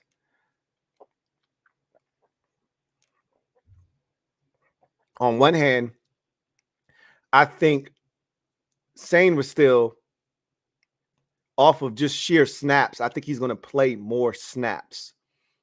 assuming that both are healthy all season long, Sainer still is going to play more snaps. So he'll have more opportunities, but Newton is going to have opportunities. He's going to be on the field quite a bit, and he's going to have an opportunity to impact the game as well. I'd go with Mikey Sainer still, just because he's going to be on the field quite a bit. This is a passing league, and he'll have some opportunities to make some plays. And they're going to blitz him, and they're going to use him in a multitude of ways. And I just think he's got more opportunities to impact the game from a tackle standpoint, from a PBU standpoint, from an interception standpoint, from a blitzing, sack standpoint, pressure standpoint, all of that, right? Whereas Newton, from a statistical standpoint, we'll watch the games and we'll know even if he didn't get that tackle for loss, but he knifed into the backfield, forced the running back to stop his feet or change direction prematurely. He didn't get the tackle, but he forced. We'll see it. We'll know. We'll know what the impact is, but it may not, bear itself out in the numbers department. But I expect both of them to have huge impacts right away. And it might not be fair to put a ton of pressure on, those two guys as second round picks coming into the league right away. But I'm looking for big things from this defense. I told you, I'm going to be lenient with the offense. I've grown to not expect much from the offense over the last 4 years. They've trained me really since Jay Gruden departed. I've looked for little to nothing, next to nothing from the offense. It's the defense that I kind of lean on to give us a spark. I'm hoping that changes because you got to be able to score in this league. But we've been so deficient from a points perspective that I've just come to expect that we're not going to score a lot of points. But I'm really looking forward to seeing this defense play. And those are going to be two guys that we're going to be leaning on pretty heavily to help turn this defense around. So anyway, I digress. Let's see if we have any comments that we need to address. Oh man, we've already been at it for $140. So I'm about to go ahead and just transition to the final segment of the show because yikes, I didn't realize we had been on for that long, but I should have realized that we had been on that long. Anyway, I digress. So let's get to our final segment of the show. And that, of course, is garbage time. So I was looking at the upcoming season for the NFL, and I was thinking to myself about how dominant the Chiefs have been. And they're on another one of these unprecedented runs. They've got a chance to do something no NFL team has ever done in the history of the sport. It's been around for over 100 years, and no team has won in the Super Bowl era. I can't tell you what, back when it was world championships and things of that nature. If somebody won 3 or 4 of them in a row or whatever. No team in the Super Bowl era since 1970 has won 3 Super Bowls in a row. And, we talk so much about the dominance of the Chiefs and what they've done. They've been in the AFC Championship game now, 6 years in a row? Let's see. 18, 19, 20, 21, 22, and 23. So, yes, 6 years in a row. Of those 6 years, they've been to the Super Bowl now, 4 times? Last 2 years, 20, 19, and 20. So, yeah, 4 out of the 6 years they've gone to the Super Bowl, and they've won 3 of them. So, they're the new Patriots. And I was just thinking about, while we talk so often about this being a league set up for parity, the same teams win every year. Now, yeah, you'll have some teams sprinkled in here and there.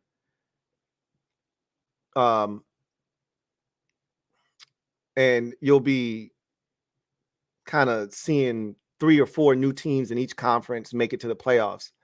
But the 49ers have made it to how many NFC championship games in the last 5 years? Let's see. They made it in 2019, then 21, 22, and 23. So they've been 4 of the last 5 years have the San Francisco 49ers. Made it to 2 Super Bowls in that time frame, have not won any of them. But they've been to the NFC championship game 4 times in 5 years. Chiefs have been all 6 years, each of the last 6 years. Who's playing against the Chiefs in those championship games? Well, it's been the Ravens once, the Bills once, the Bengals twice, the Patriots once, and the Titans once, right? So that's changed a bit. But if you exclude the first 2, which were the Patriots and the Titans, it's the Ravens, it's the Bills, Ravens, or Bills, Bengals twice, and Ravens the last 4 years. So they represent the upper echelon, the upper crust, if you will, of the AFC. Meanwhile, in the NFC, I just talked about the 49ers being in the NFC Championship game 4 out of the last 5 years. So they represent, on the NFC side, the consistency that the Chiefs have represented on the AFC side. They faced in those championship games the Rams. So let's go last year. It was the Lions. The year before, it was the Eagles. The year before that, it was the Rams.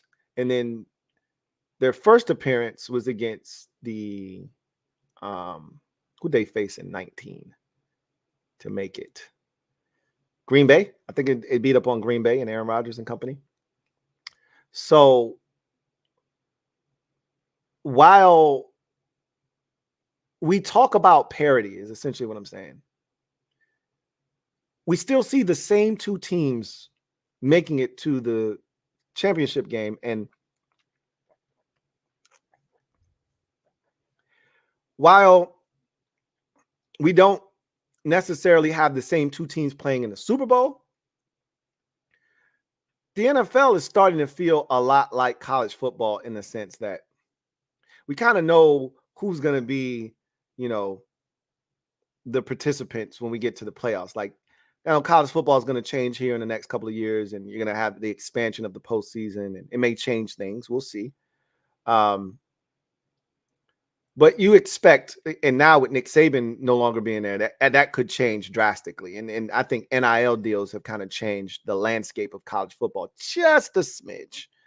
Just a smidge. It's even the playing field just a bit, but Georgia's still dominant. Bama's still really good. And we'll see if without Nick Saban, if they continue to be or not. But Clemson was really good for a little spell there. Ohio State's good every year. Michigan's now good every year. You kind of expect those teams to be there at the end, right?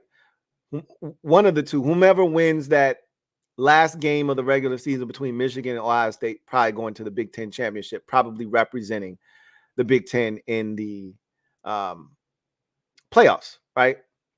In the SEC, whoever wins that Georgia-Bama game, that feels like it's that every year. In the SEC championship, that team is going to represent the SEC in the playoffs. And then you're going to get 2 Joe Schmoes normally. And whomever is playing one of those 2 teams usually going to lose.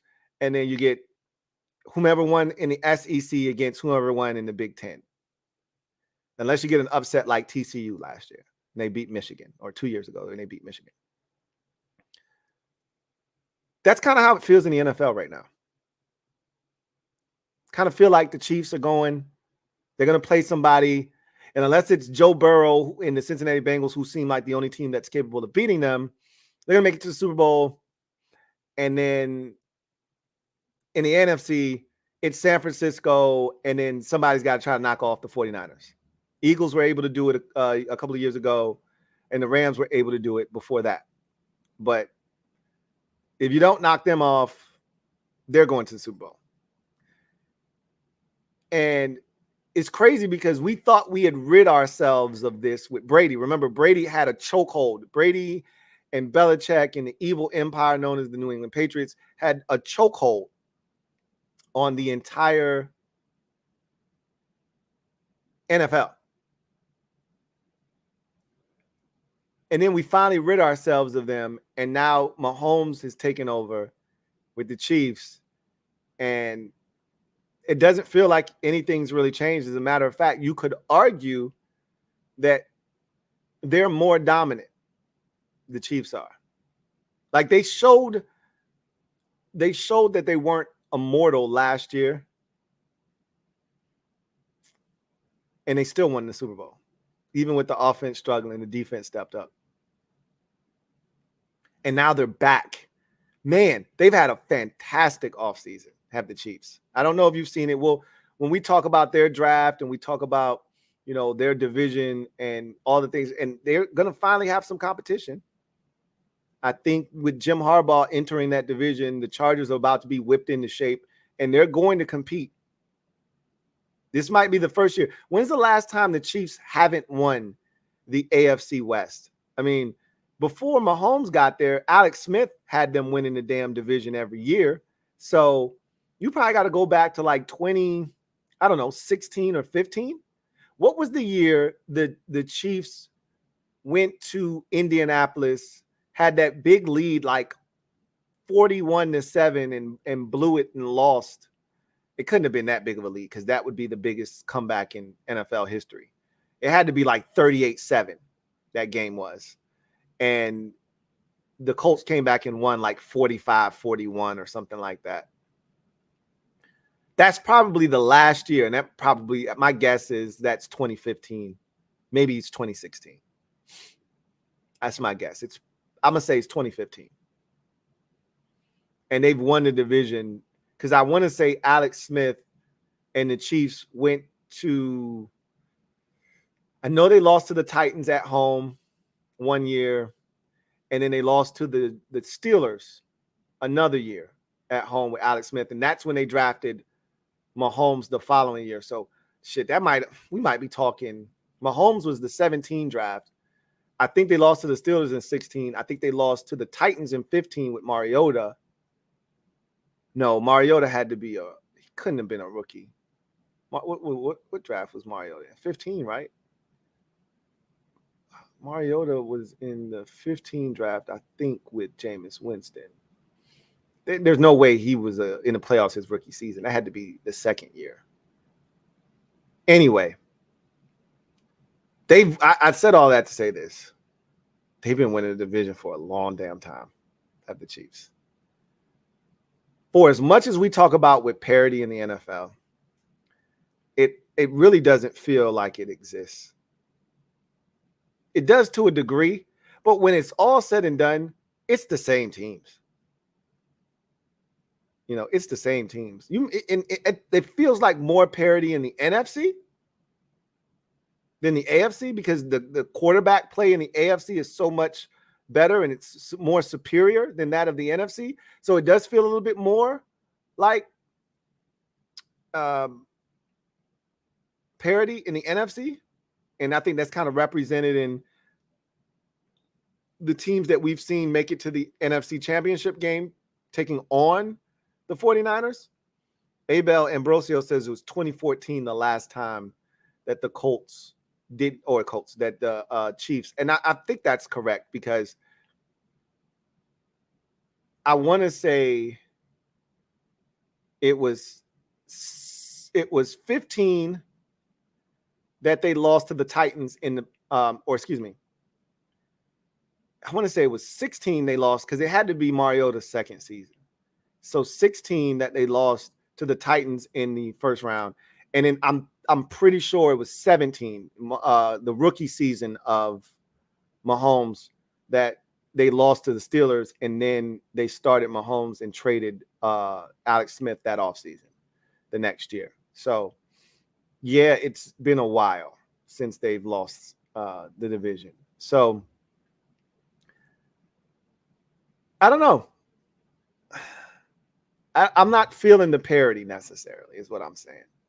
Yeah, it's a one game, scenario. It's not a series, and that usually benefits teams that may not be as talented. You only have to beat them once and yada, yada, yada. But what we've seen is that in the AFC, it's Jackson, it's Allen, it's Burrow, it's Mahomes. And what we've seen in the NFC is it's the 49ers and everybody else, essentially. And that's what it is. And until that changes, this talk of parity really doesn't exist. You still got to have a quarterback, and you still got to have a team that is capable of winning a Lombardi. And there aren't very many teams that find themselves in that conversation. The beauty of the NFL is any year it could be you, but is that really true?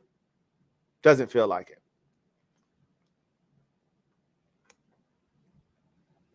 Doesn't feel like it. Anyway, I digress.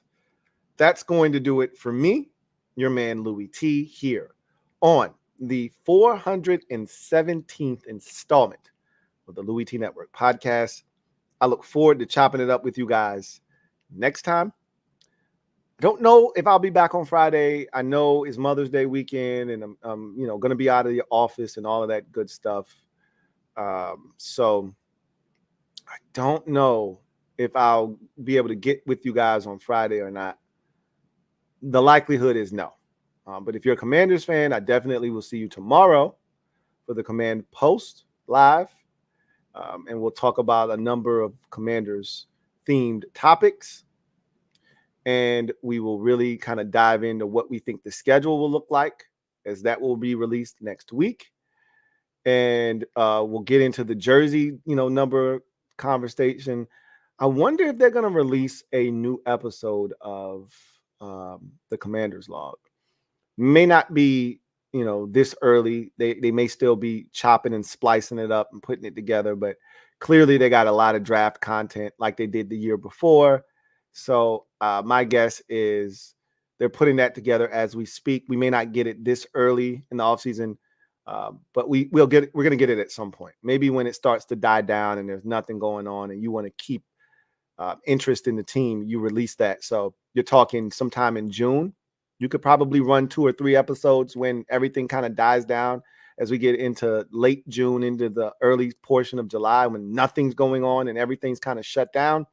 Maybe that's when they'll release those episodes. Maybe they'll release it while it's hot now. I mean, the draft is still hot.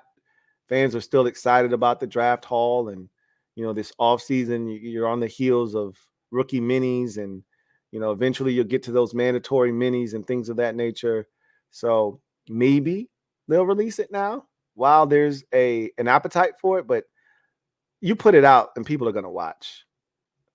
Will as many watch if you wait? Don't know. But again, we'll see.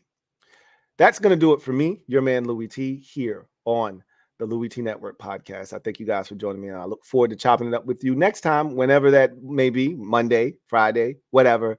We'll be back, and when we come back, we'll jump into the next division, talk about anything that's transpired, and obviously, as we get into next week, we'll start to talk about the schedule, and we'll have a whole lot to discuss about that. So in any event, you guys enjoy the rest of your evening. And also the next time we talk, we'll be talking NBA playoffs yet again. We'll have some more results. We'll have more to talk about. And I think if we don't talk on Friday, we'll definitely have a lot to discuss on Monday, because by then these series would have been, I think they'll be more defined by then. We will have at least three games probably of every series in the books by then. And we'll pretty much know by then what's going on and who won't or will be advancing, or at least having an opportunity to do so. So in any event, you guys take care. God bless. And to all the moms out there, happy Mother's Day. If you don't see me again until after Mother's Day, happy Mother's Day. You make the world go round. Without mothers, we cease to exist. So happy Mother's Day to each and every single mom out there. We love you all. Take care. LouieTeeNetwork.